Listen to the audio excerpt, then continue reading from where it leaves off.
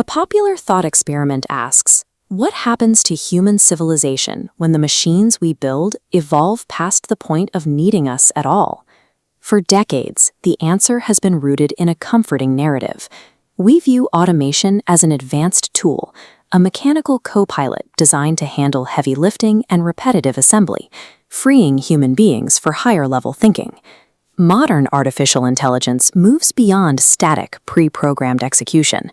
It sits in the background, observing human workers in real time, mapping their cognitive processes, and learning how they solve complex problems. This is a 2025 working paper published by the Federal Reserve Bank of Richmond. It models a concept called technological unemployment, treating the phenomenon not as science fiction, but as a measurable macroeconomic reality. The researchers outline a specific economic sequence. An AI system learns directly from an employed worker, absorbing their skills to raise productivity. Once the software matches the worker's capabilities, the firm attempts to renegotiate wages downward. If that fails, the worker is permanently displaced. We are actively training our own replacements. Across countless industries, current jobs are slowly being converted into temporary data-gathering phases for machines. Forecasts from global consulting firms project that up to 800 million jobs globally could be automated by the year 2030, putting enormous pressure on industries ranging from manufacturing to high-level knowledge work. This chart shows rising AI job shares across advanced economies. The upward slope reflects demand for AI specialists, masking the erosion of routine roles. These jagged trajectories highlight uncertainty over whether new tech roles will emerge fast enough to offset the millions of eliminated jobs. During low inflation periods or economic downturns, demand slumps. When that happens, corporations deploy artificial intelligence strictly as a cost-saving substitute, eliminating human roles to protect profit margins without creating compensating new positions. As human labor is replaced at scale, a secondary structural crisis emerges. Software and robotics skip income taxes. They do not buy cars, clothes, or groceries, meaning broader consumption drops and tax collections plummet. An unchecked transition to automated labor threatens to bankrupt the core taxation and economic structures that modern nations rely on to sustain their populations. Artificial intelligence is migrating out of factory floors and into the cognitive, decision-making spaces of our daily lives.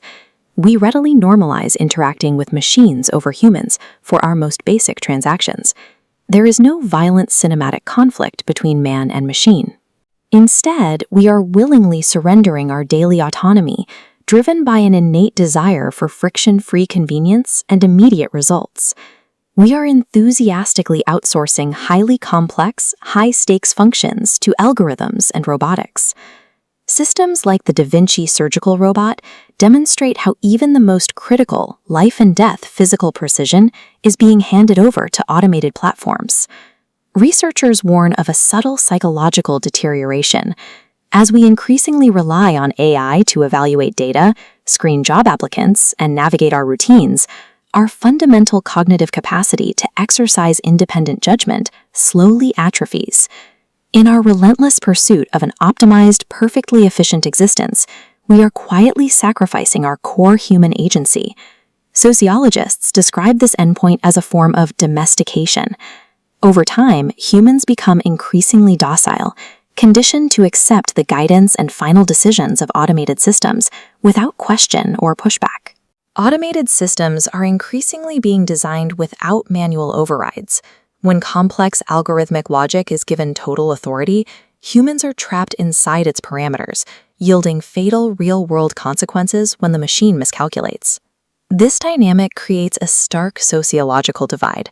A tiny techno-elite minority at the apex owns and manages the algorithms, while a massive techno-naive majority at the base is managed entirely by them.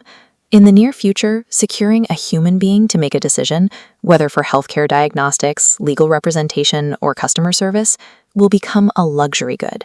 True human interaction will be reserved exclusively for those who can afford to bypass the automation.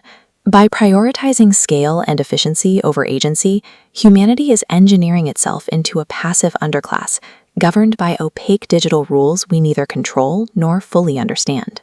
This trajectory leads directly toward a theoretical threshold known as the technological singularity, the hypothetical event where accelerating machine intelligence escapes human control completely. The core mechanism is recursive self-improvement. An AI builds a smarter version of itself, which designs an even smarter one, compounding infinitely. This triggers an intelligence explosion. Generations of superintelligence are generated in hours, rendering millions of years of biological evolution entirely static. The existential risks associated with this leap are widely acknowledged. Prominent scientists and technologists have warned that gifting a synthetic entity with an insurmountable intellectual advantage creates a mathematically highly probable threat of human extinction. Once the singularity is achieved, the human species is no longer the primary agent directing the trajectory of civilization. We are left to confront the ultimate question: what exactly happens to a biological species when a superintelligence no longer requires its labor, input, or collaboration to survive? A superintelligence does not need to possess human traits like malice or hatred to destroy us.